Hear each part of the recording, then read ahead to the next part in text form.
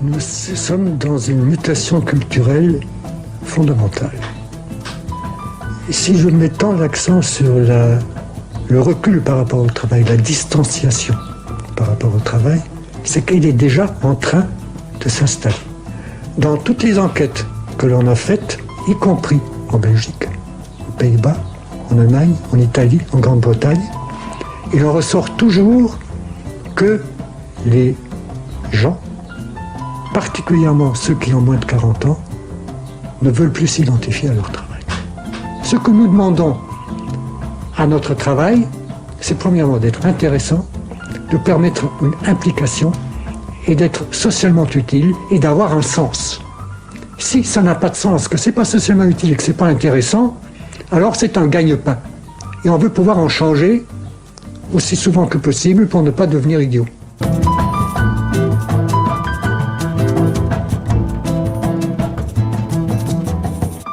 La voix d'André Gorz, l'un des grands penseurs de l'écologie politique et de la fin du travail. Dans l'actualité des idées aujourd'hui, le revenu universel, une fausse bonne idée, à la fois mise en lumière puis discréditée dans la dernière campagne présidentielle portée par le socialiste Benoît Hamon, il en est ressorti lessivé, ne subsistant qu'une version édulcorée d'un revenu universel qui ne demande qu'à revivre dans l'esprit de ses partisans. Il en est en tout cas, inconditionnel, membre du mouvement français pour un revenu de base, enseignant à l'IUP de Lyon et à l'école centrale de Paris, le philosophe Baptiste Milondo milite pour cet outil en mesure de donner à notre société un nouveau souffle collectif. Dans son ouvrage Inconditionnel, anthologie du revenu universel qui paraît aux éditions du Détour, une sélection de textes politiques et philosophiques sur le sujet, il y défend une version coopérativiste de cette mesure qu'il inscrit dans le paradigme de la décroissance et dans une perspective égalitariste.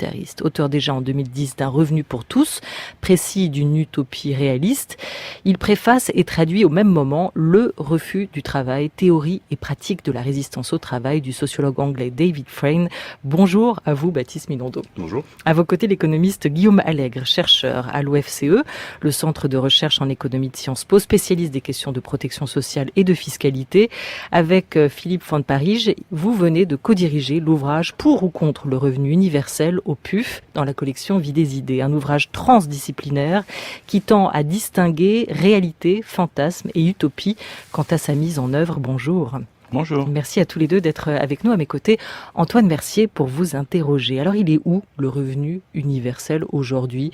Est-ce que il est en réanimation ou est-ce que la présidentielle l'a définitivement tué, Baptiste Milondo ? Alors, je dirais pas que la présidentielle l'a définitivement tué. Ça a eu au moins la vertu, tout ce débat autour du revenu universel tel qu'il a été proposé, alors en 2 temps, par Benoît Hamon, de sensibiliser une partie de la population à cette question-là. Après, je regrette que, alors d'une part, vous l'avez dit, la proposition a finalement été lessivée au fil de la campagne, et puis que finalement le débat n'a sans doute pas été à la hauteur de l'idée. Donc beaucoup de questions posées sont restées en surface finalement, alors que, à mon sens, derrière le revenu inconditionnel, il y a un vrai enjeu de société. On est resté en surface avec des questions, alors je dirais purement économiques, la question du financement, sans jamais se poser les questions qui remettraient vraiment en cause une bonne partie des fondements de notre société productiviste, puisque moi je le défends dans une perspective décroissante. Guillaume Allègre, qu'est-ce qui s'est passé vraiment pendant cette campagne ? Cette idée a réellement émergé, on en a beaucoup parlé, et tout à coup, ça a fait pchit. Qu'est-ce qui s'est passé avec ce revenu universel ? Ouais, en fait, c'est pas la première fois qu'un revenu universel est proposé dans une campagne présidentielle. La première fois, c'était aux États-Unis. Alors, c'est les États-Unis, par le sénateur McGovern, qui était le candidat démocrate contre Nixon. Et pareil, McGovern a perdu pratiquement tous les États. Il a gagné qu'un État. Et donc, c'était une des pires défaites d'un candidat démocrate aux élections. Donc, on peut se demander si le revenu universel, donc le bilan électoral du revenu universel est pas très bon, parce qu'en Suisse aussi, on en a discuté lors d'une votation citoyenne, et il y a eu un vote à 78% contre. Donc il y a 3 grosses défaites du revenu universel lors des élections, et on peut se demander si le revenu universel est acceptable politiquement, et par là, est-ce que quelle philosophie en fait sous-tend le revenu universel? Comment justifier le revenu universel par quel principe de justice distributive? Et moi je pense que les principes qui sont donnés par les différents défenseur du revenu universel. Hein. Il faudra discuter des différentes écoles. Il y a plusieurs écoles. Donc, Baptiste Minondo, qui est dans une école de décroissance. Il y en a d'autres qui sont plutôt dans une optique d'égalitarisme libéral. Là, c'est un petit peu l'optique que défend Philippe von Parijs dans le livre. Et puis, il y a l'optique ultralibérale de Friedman, qui avait proposé aussi un revenu universel sous la forme d'un impôt négatif, mais qui aurait remplacé tout le système de protection sociale, supprimé le SMIC. Et vous, Guillaume Allègre, vous êtes dans quelle école? Et moi, je me définirais plutôt comme un social-démocrate et donc plutôt sceptique par rapport au revenu universel. On pourra en discuter. Mais donc, le revenu universel est défendu dans des optiques très différentes. Dans des familles politiques très différentes, ça va de la droite à la gauche modérée à la gauche plus radicale. Et donc, du coup, lorsqu'on fait une proposition de revenu universel, déjà, ceux qui sont contre, sont déjà contre. Et même ceux qui sont pour, comme Baptiste Minondo, je suis sûr qu'il a été déçu par la proposition de Benoît Hamon pendant la campagne présidentielle. Mais est-ce que ça s'est joué justement à ça, à son acceptabilité? On a l'impression que l'idée est partie assez pure dans les débats et qu'ensuite il y a eu des batailles d'économistes sur quel revenu universel peut-on présenter? Quelle chance a-t-il d'aboutir?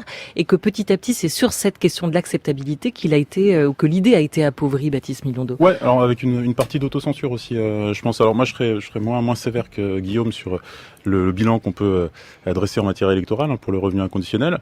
D'une part, alors que ce soit en Suisse ou même aux États-Unis, le flou qui entourait les différentes propositions a joué aussi dans les résultats électoraux. C'est-à-dire que quand on ne sait pas exactement quelle est la proposition qui a avancé, c'est difficile de se positionner. Pour la Suisse, clairement, il y avait du flou. On ne savait pas si c'était une proposition de droite ou une proposition de gauche. Donc moi, je connais des personnes en Suisse qui m'ont dit je suis pour le revenu inconditionnel, mais j'ai voté contre. Ça ne peut pas être une proposition ni de droite ni de gauche. Il faut qu'elle ait une couleur politique. Il faut choisir, je pense. Il faut choisir. Antoine? Mais justement, c'est peut-être le moment d'expliquer quelles sont les différentes façons de voir la question, sur quoi fonder précisément la nécessité d'un revenu universel. Alors évidemment, on pense tout de suite, c'est pour qu'il n'y ait pas de pauvreté, mais ça pourrait être aussi parce que c'est la fin du travail, ou ça peut être aussi pour d'autres raisons. Est-ce que vous pourriez peut-être nous faire une typologie, de ces fondements possibles de cette mesure? Alors il y a trois grandes écoles de pensée qui défendent le revenu universel. Donc il y a les ultralibéraux déjà, à la Friedman. Donc l'idée, c'est de réduire l'action de l'État dans l'économie. Donc il y a trop d'aide sociale, trop d'aide à l'agriculture, le SMIC est néfaste. Donc on va donner un revenu universel pour solde de pour compte, et puis après c'est le marché qui va tout réguler. Donc ça c'est une grande école de pensée, mais là on fait vraiment des économies là, oui. Si on supprimait les aides sociales en les remplaçant par un revenu universel. Voilà, l'idée c'est de faire des économies, de réduire le poids de l'État. Donc ça, cette école de pensée là, elle était très peu présente en France. Il y a très peu de personnes qui défendent le revenu universel en suivant ça. Le grand nom de cette école, juste pour qu'on...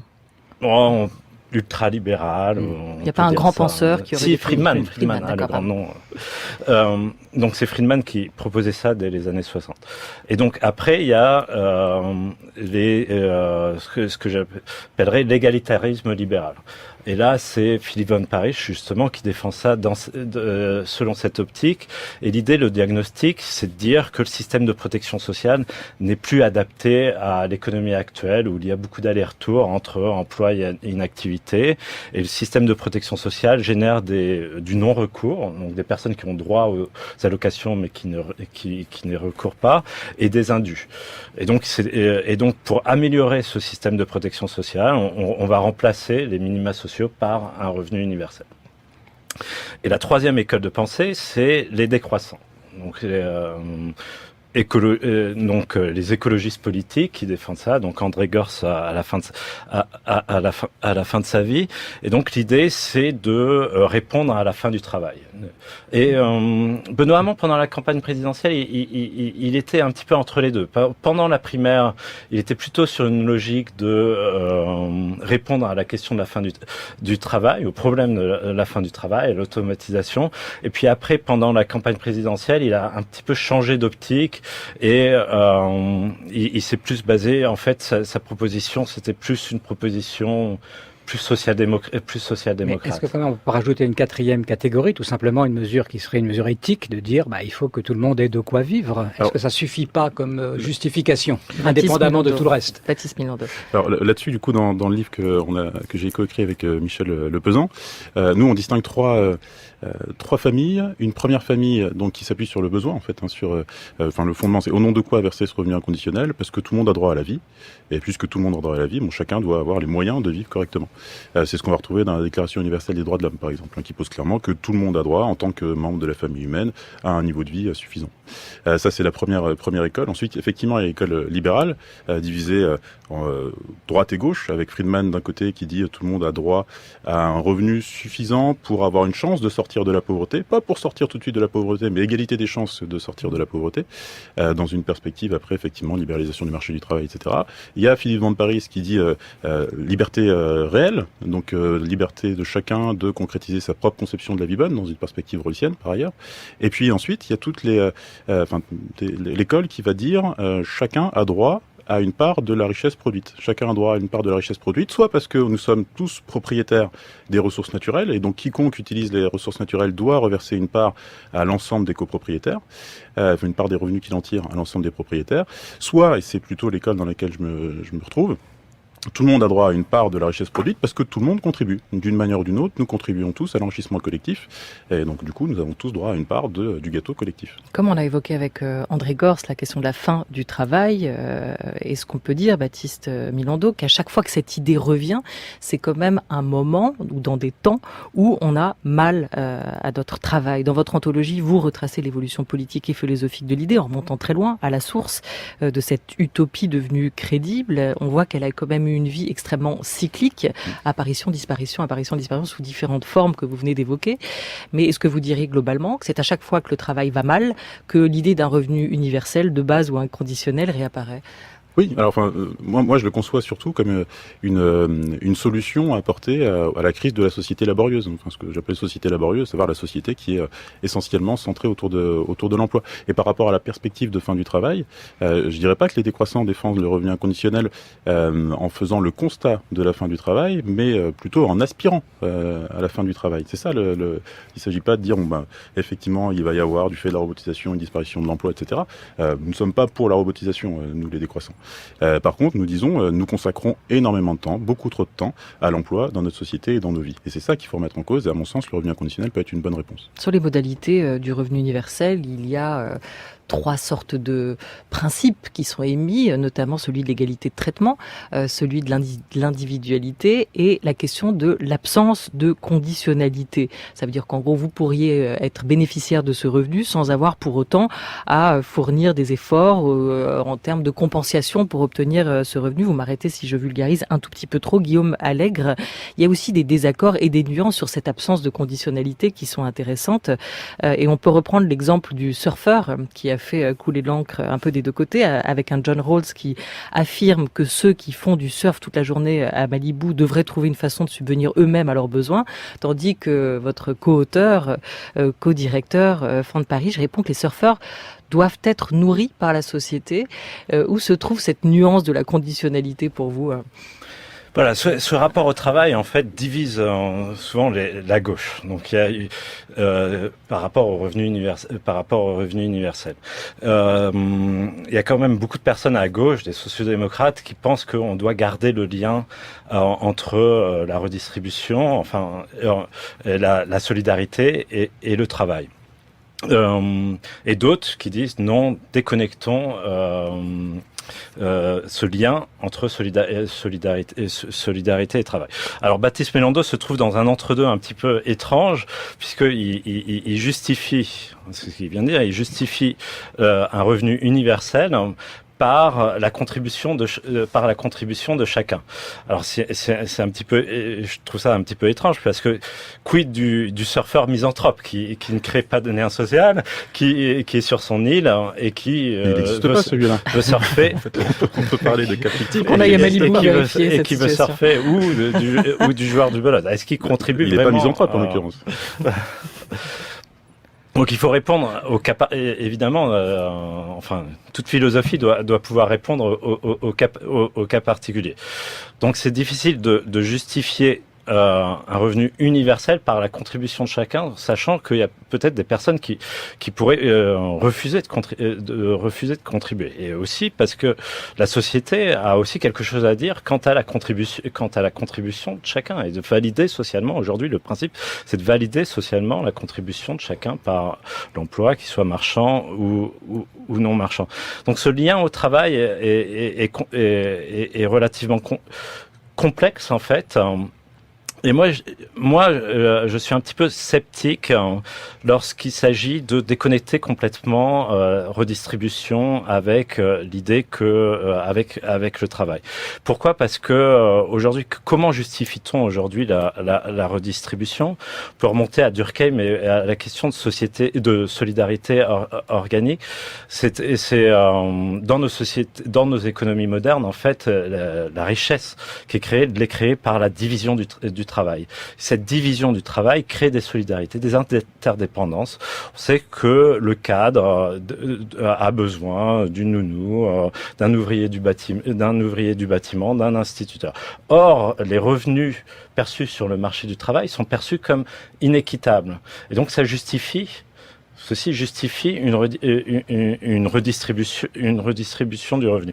Beaucoup plus difficile de justifier, par exemple, que le surfeur du Malibu puisse, ou du Cap-Breton, Sean Ross prenait l'exemple de Malibu, mais on peut prendre l'exemple de Cap-Breton, il est difficile de justifier que le surfeur du Cap-Breton reçoive 1000 euros par mois quand un ouvrier à l'usine recevrait seulement un tout petit peu plus. Donc, on connaît très bientôt tous vos spots de surf, Guillaume Allègre. Juste laisser quand même peut-être répondre Baptiste Milando sur ce point, sur celui du surfeur, parce qu'indirectement, vous réintroduisez quand même la question du mérite dans cette discussion autour de la redistribution. C'est-à-dire, est-ce qu'on mériterait tous, simplement formulé, d'avoir un revenu universel comme celui-ci et inconditionnel, Baptiste Milando? Ouais, je crois que ce qui nous sépare avec Guillaume, c'est que moi, je ne limite pas la contribution à l'emploi. Donc, je pars du principe qu'il n'y a pas besoin d'avoir un emploi dans le secteur marchand ou non marchand pour contribuer à l'enrichissement collectif. Je pense que notre principale contribution, notre première primordiale, devrais-je dire, contribution, c'est d'entretenir la vie sociale. Et je dis primordiale parce que s'il n'y a pas cette vie sociale, il n'y a rien. Il n'y a pas d'emploi marchand, il n'y a pas d'emploi non marchand. C'est la base, et il se trouve que je pars du principe que tout le monde contribue. Alors Guillaume nous parle des misanthropes, donc des gens qui volontairement refuserait de contribuer à l'enrichissement collectif. En fait, moi, ma conviction, c'est que ça n'existe pas. Ça n'existe pas, et quand bien même ça existerait, je trouverais dommage d'appliquer un principe de punition collective en disant, parce qu'il y en a 2-3 qui ne jouent pas le jeu, en fait, personne n'aura rien, ou du moins, on va s'autoriser à dire, vous n'aurez droit à rien. Et c'est ça, en fait, le souci aussi que j'ai avec l'idée de validation collective, a priori, de la contribution de chacun, c'est que ça permet, ça légitime l'exclusion. Ça permet de dire, nous avons jugé que vous étiez inutile, en fonction de critères qui sont arbitraires. Nous avons jugé que vous étiez inutile, donc vous n'avez droit à rien. Alors ça, c'est toutes les justifications, mais tout de même, il faut dire un mot peut-être du fait que de la difficulté qu'il y a, ou qui est avancée le plus souvent quand on parle de cette mesure, c'est évidemment le coût.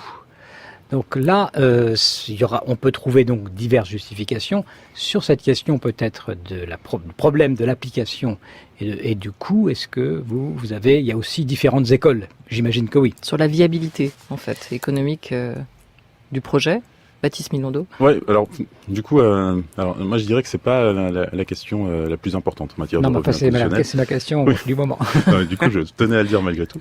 Je dirais que, alors, généralement, quand on propose des montants qui sont relativement élevés, comme celui que je défends, donc moi je propose un revenu inconditionnel suffisant. Donc suffisant, j'entends suffisant pour 1000 euros. Vous avez dit 1000 euros. Ouais, le seuil de pauvreté déjà comme minimum. Donc suffisant pour échapper à la pauvreté, suffisant pour échapper à l'exclusion. Pour tout le monde, on est d'accord. Pour tout le monde. Bien sûr, évidemment. Universel. Ok. Il faut le préciser quand même. Et donc du coup, effectivement, quand on parle de montants relativement élevés, une objection souvent, c'est mais si on veut pouvoir le financer, il va falloir supprimer toute la protection sociale, etc. Ou alors il va falloir supprimer des services publics ou ce genre de choses. Moi, ce que je souhaite supprimer ou réduire fortement, ce sont les inégalités. Je pars du principe, encore une fois, que si aujourd'hui certains n'ont pas assez pour vivre, c'est essentiellement parce que ceux qui se partagent le gâteau en première instance, au moment de la répartition, prennent des trop grosses parts. Et notamment s'approprient une part qui est produite par les autres. Encore une fois, je pars du principe que toute production est nécessairement sociale, collective, et donc que tout le monde contribue. Donc en fait, ça me semble être un juste retour des choses que de dire, moi, tout le monde, au moment où on partage le gâteau, doit, au début, avoir une part suffisante. Donc c'est une question simplement de nouvelle répartition par une augmentation des impôts. Mais là, vous avez un discours de militant, Baptiste Milando, quand vous dites, moi, ce que je veux, c'est la fin des inégalités. On veut tous la fin des inégalités, mais pratiquement, du coup, est-ce que l'idée vous paraît viable?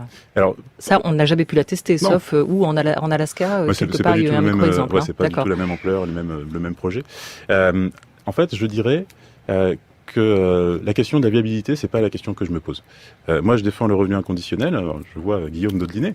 Je défends le revenu inconditionnel, notamment et principalement pour toutes les questions qu'il pose à notre société. Et mon secret espoir, c'est que le jour où on sera en mesure de mettre en place un revenu inconditionnel, la société aura tellement changé qu'on n'aura plus besoin de se poser la question du revenu inconditionnel.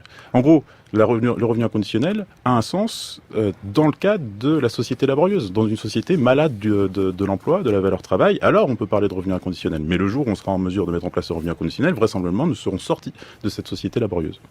Antoine Mercier. Oui, la question quand même aussi. Même question sur la viabilité à Guillaume Allègre. Je ne suis pas philosophe, je suis économiste, donc je me pose la question de la viabilité économique. C'est souvent l'argument qui est utilisé. Il faut dire, c'est peut-être très bien, mais vraiment c'est trop cher. Ça serait D'ailleurs, ça serait évalué à combien, par exemple, en France? Alors, 1 000 euros par 1 000 euros. 600 700 milliards pour ma proposition. Combien? 600 ou 700 milliards par an. Il y a 50 millions d'adultes. Vous leur donnez 1 000 euros pendant 12 mois. On arrive à 600 milliards. Alors, vous les trouvez où? Donc, j'ai lu la proposition de Baptiste Milando. Il propose quand même de réduire certaines, de réduire certaines aides. Et donc, dans sa proposition, ça veut dire une augmentation d'un impôt proportionnel, par exemple la CSG. Progressif en l'occurrence, ma proposition. Alors, ça veut dire un impôt rien que pour financer, ça veut dire 40 à 45 points de CSG. À ceci s'ajoutent les près de 10 points de CSG actuels. Donc on arrive à 55. Et à ceci s'ajoute l'impôt sur le revenu actuel, dont on peut réduire la progressivité parce que les taux vont jusqu'à 45% aujourd'hui. Donc si on garde l'impôt sur les sociétés actuelles, ça veut dire qu'on est à des taux marginaux d'imposition pour les plus hauts revenus de l'ordre de 90%. Donc ça pose la question de la viabilité économique, parce que le coût de 600 milliards, c'est un coût statique. Donc c'est-à-dire, et en fait, le coût ne s'arrête pas là, parce que un des objectifs de Baptiste Milando, c'est que certaines personnes choisissent de s'arrêter de travailler. Vous voyez, si certaines personnes choisissent de s'arrêter de travailler, ils vont plus payer les impôts qui justement servaient à financer ce revenu universel généreux. Donc, oui, mais enfin, vous pouvez dire 600 milliards dans l'économie, c'est énorme. Ça va injecter aussi une grande. Il faut les financer, donc. Oui, mais ça fera peut-être de la relance. Oui, mais il faut les financer. Est-ce que vous donnerez de l'argent à ceux qui vont le dépenser? Oui, mais il faut le financer. Baptiste Milando ne propose pas de faire de la création monétaire. Donc on finance, donc on prend une part et on donne de l'autre. Et on finance comment? Souvent, on finance par un impôt sur le revenu, qui soit, certains le veulent proportionnel, d'autres progressif. Donc, et les plus hauts revenus, là, sont confrontés à des taux d'imposition, comme on a dit. Si on met en place un revenu universel à 1 000 euros, ça veut dire que les plus hauts revenus vont être confrontés à des taux d'imposition de 80-90%. Ce qui veut dire que certains de ces plus hauts revenus pourraient partir en Belgique, à Londres, en Allemagne, ou décider décider aussi de travailler moins. Donc, la base fiscale va baisser.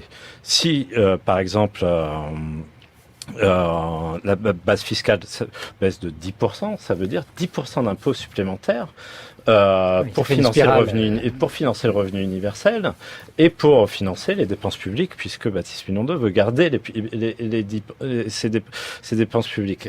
On risque d'arriver, et là c'est que pour financer une baisse du temps de travail de 10%. En fait, cette baisse, si on veut une baisse plus importante, dans une logique décroissante, on voudrait une baisse plus... c'est pas beaucoup. Donc, on voudrait 20-30%. Là, on arrive à des taux marginaux d'imposition pour financer ça, qui seront tellement élevés que la base elle-même va encore continuer à diminuer. Donc on arrive dans une spirale où finalement le revenu universel devient non viable. C'est-à-dire qu'on n'arrive pas à financer par l'impôt ces 1 000 euros. À suivre votre raisonnement, qui est intéressant, on se rend compte et on comprend aussi pourquoi l'idée s'est quand même noyée durant la campagne présidentielle, qu'elle n'est pas apparue comme étant tout à fait réaliste. Donc on rebasculerait du côté de l'utopie, Baptiste Milondo. Oui, mais alors moi j'assume complètement la dimension utopique du revenu inconditionnel tel que je le défends. Effectivement, ça n'existe pas aujourd'hui, mais c'est pas pour autant qu'il faut pas le défendre. Juste, je peux rebondir un petit peu sur ce que disait Guillaume. Alors je vais l'effrayer un peu. Non seulement je serais favorable à des taux d'imposition marginaux particulièrement élevés sur les tranches supérieures, mais en plus je suis favorable à un revenu maximum, à l'instauration d'un revenu maximum. Je disais tout à l'heure, je défends un revenu inconditionnel suffisant, et dans le suffisant, j'entends aussi un revenu maximum suffisant. Je pars du principe que passer un certain seuil de revenus, on doit être capable de dire ça suffit, parce que ça menace la démocratie, parce que ça menace la soutenabilité écologique, parce que ça me permet des logiques de domination, d'exploitation qui me semblent pas souhaitables, pas soutenables, surtout pour l'avenir de la société. Et puis effectivement, sur le côté dynamique du financement du revenu inconditionnel, Guillaume parle de spirale, moi j'aurais tendance à parler de cercle vertueux de la décroissance. Si effectivement, quand on met en place un revenu inconditionnel à 1 000 euros, une bonne partie de la population décide de se contenter de ces 1 000 euros, ça veut dire que concrètement, nous produisons beaucoup trop aujourd'hui. Ça veut dire bien faire quelque chose quand même, c'est pas parce qu'on arrête de travailler que c'est mon deuxième point. Mais dans un premier temps, déjà, il faut se dire, mais pourquoi est-ce qu'on se donne autant de mal à produire plus aujourd'hui ? Si on est prêt à se contenter de 1 000 euros, produisons beaucoup moins, ce qui implique une décroissance. Et ensuite, effectivement, le temps qui va être libéré. On va quitter son emploi partiellement, totalement, etc. On va continuer à faire des choses, des trucs et des machins qui enrichissent également la société. Mais ça implique plutôt une démarchandisation de la société. Donc une démarchandisation progressive, là aussi, qui me semble souhaitable. Et c'est en cela que ça me semble soutenable, finalement. C'est une transition vers une société qui serait plus soutenable et décroissante. 13h22 sur France Culture. On est avec nos invités Guillaume Allègre, économiste, co-directeur de l'ouvrage collectif pour ou contre le revenu universel qui vient de paraître au PUF, et avec Baptiste Milondo, économiste et philosophe, qui édite avec Michel Lepezan Inconditionnel, anthologie du revenu universel.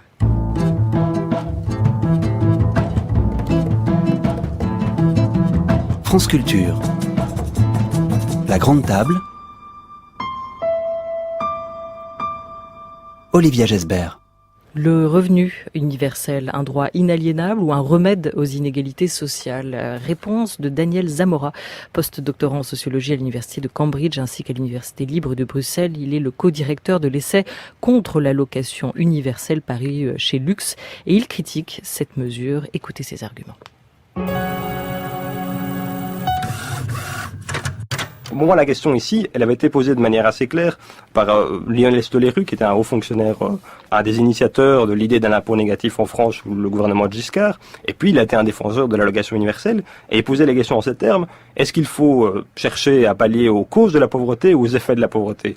À ses yeux, l'impôt négatif, et par la suite l'allocation universelle, son intérêt, c'est de s'attaquer aux effets de la pauvreté et ne pas s'interroger sur les causes. Qu'est-ce que ça voulait dire pour lui? Ça voulait dire, au lieu d'essayer de réguler le marché du travail, de offrir des crèches gratuites pour que les femmes puissent se libérer du travail domestique, construire des logements sociaux, toutes ces politiques d'après-guerre sont inefficaces, elles nuisent au dynamisme de l'économie. Attaquons-nous juste aux effets, donnons aux gens ce revenu. Mais le problème, c'est qu'évidemment, si par ailleurs toutes ces dépenses ne sont plus possibles, alors vous aurez 500 euros par mois, mais votre crèche va vous coûter plus cher, peut-être votre soin de santé va vous coûter plus cher, peut-être les transports publics vont vous coûter plus cher, parce que là, il y a évidemment un choix. Donc la question, c'est est-ce qu'on s'attaque aux causes, à savoir la dérégulation de l'économie, le néolibéralisme, ça c'est évidemment ce que moi je pense, ou est-ce qu'on s'attaque uniquement aux effets et on laisse alors marcher à plein le régime économique qui produit toutes ces exclusions? Baptiste Milando, le revenu universel, alors une mesure qui ne s'attaque qu'aux effets de la pauvreté et non pas à ses causes?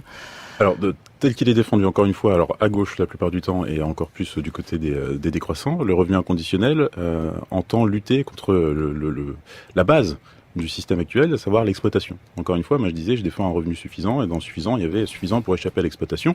Si on a la possibilité de refuser l'exploitation, du coup, je parle un peu aussi du livre de David Frenn que j'ai traduit, Le refus du travail, il nous montre des gens qui souhaitent se retirer partiellement ou totalement de l'emploi, parce que, alors pour partie, ça relève de l'exploitation. Ils se disent, bah non, je ne veux plus continuer dans ces conditions, et ils le font aujourd'hui. Ça suppose un coût économique, social, symbolique énorme quand on refuse l'emploi. Avec un revenu inconditionnel, on a la possibilité de refuser l'emploi dans de bonnes conditions d'un point de vue économique, et surtout, il y a toute la reconnaissance qui va avec. Encore une fois, quand on verse un revenu inconditionnel au nom de la contribution à l'enrichissement collectif, on arrête d'être un assisté, on arrête d'être vu comme un parasite, et donc ça permet de légitimer effectivement alors je dirais cette forme de désobéissance à la société laborieuse. On dit, bah non, moi je refuse de participer à cette surproduction, à cette surconsommation. Et si on met tout le monde sur ce plan-là, tout le monde arrête de travailler, on a un revenu universel, est-ce qu'il n'y a pas quelque chose qui cloche quand même? Alors si on pousse à la limite, donc on verse un revenu inconditionnel, et d'un seul coup tout le monde se dit, ben moi je quitte mon emploi parce que j'estime que ça relève de l'exploitation, parce que c'est un vous pariez que ça n'arrivera pas. Ah si, mais alors je souhaite que ça arrive. Alors comment vous faites pour avoir vos 1 000 euros par mois? Non mais alors à ce moment-là, mon objectif, encore une fois, si on décide d'arrêter, de quitter son emploi, ça ne veut pas dire qu'on arrête de faire des choses et des machins. Moi, on me verse un revenu inconditionnel, je quitte mon emploi, je continuerai à enseigner. Mais simplement, je continuerai à enseigner comme je le fais par ailleurs, en MJC, etc., sur une base bénévole. Ce qui veut dire que la création de richesse existera toujours, simplement sous une autre forme. Oui, mais une société a quand même besoin de professeurs, d'infirmières, de médecins, de maçons, et donc... mais pas forcément d'emploi. Toutes ces personnes-là ont quand même besoin parce que c'est l'emploi tel qu'il est organisé aujourd'hui, permet avec comme je disais la division du travail, des organisations qui sont extrêmement complexes. On peut pas retrouver ce niveau de complexité et d'exploitation à 100 sur une ZAD. Non, Est-ce que, en plus, dans la mondialisation aujourd'hui, la France pourrait être le seul laboratoire d'une mesure comme le revenu inconditionnel, Baptiste Milando? Est-ce qu'il faudrait que tout le monde s'accorde sur une telle mesure pour que ça marche? Alors c'est toujours délicat en fait ce type de question, parce que donc encore une fois, moi je défends dans une perspective décroissante. Ma position c'est on m'interroge souvent sur cette question, est-ce qu'on peut être les seuls à entrer en décroissance par exemple? L'alternative c'est quoi? C'est continuer sur notre chemin actuel et aller joyeusement dans le mur avec tout le monde, ou essayer de voir s'il n'y a pas une alternative possible. Moi j'aurais tendance à dire commençons à faire différemment. Et peut-être que on pourra en inspirer d'autres. Si un jour on met en place le revenu inconditionnel, peut-être que d'autres pays pourront se dire en fait c'est possible, chiche, nous aussi on a envie de bénéficier de ce type de mesures. Guillaume Allègre, vous avez quand même consacré à cette question un ouvrage collectif pour ou contre le revenu universel. Vous nous avez indiqué votre position d'économiste sur cette question-là, mais philosophiquement, si maintenant on changeait un peu votre casquette, et pour terminer, en quoi cette question du revenu universel nous permet de réfléchir autrement à celle du travail, à celle de la valeur travail? Est-ce que, même si on n'arrive pas demain, et même si demain le revenu universel ne s'impose pas, en quoi il est quand même intéressant d'y réfléchir pour repenser peut-être notre relation au travail, d'après vous? Oui, enfin, moi, comme j'ai dit, j'étais un petit peu sceptique. Alors, comme disait Baptiste, qui ne défend pas l'idée qu'on est aujourd'hui vers la fin du travail. Parce que, effectivement, quand on regarde les statistiques, on a créé l'année dernière 250 000 emplois. On est à des taux d'emploi aujourd'hui qui sont les plus élevés depuis 1981. Donc, certes. Donc, il n'y a pas de fin du travail. Donc, il faut se poser la question, par contre, effectivement, de la qualité du travail et des conditions de travail. La question, c'est comment se poser la question. Finalement, le revenu universel est assez libéral. C'est-à-dire, on donne un revenu à des personnes et puis ça va augmenter leur pouvoir de négociation. Ils vont individuellement aller voir leur employeur et dire moi je veux réduire mon temps de travail, ou alors dire à leur employeur non, dans ces conditions je veux plus travailler, et se retirer du marché du travail. Mais ça c'est des comportements individuels. Donc c'est vraiment une vision plutôt libérale. Face à ça, qu'est-ce qu'on peut défendre ? On peut défendre, par exemple, une réduction collective du temps de travail. Par exemple, les 28 heures payées 28 pour tout le monde. Et l'acceptabilité politique, on a vu que, par exemple, la loi sur les 35 heures n'a pas été remise en cause, en partie aussi parce que tout le monde y gagnait. Les cadres y gagnaient les RTT.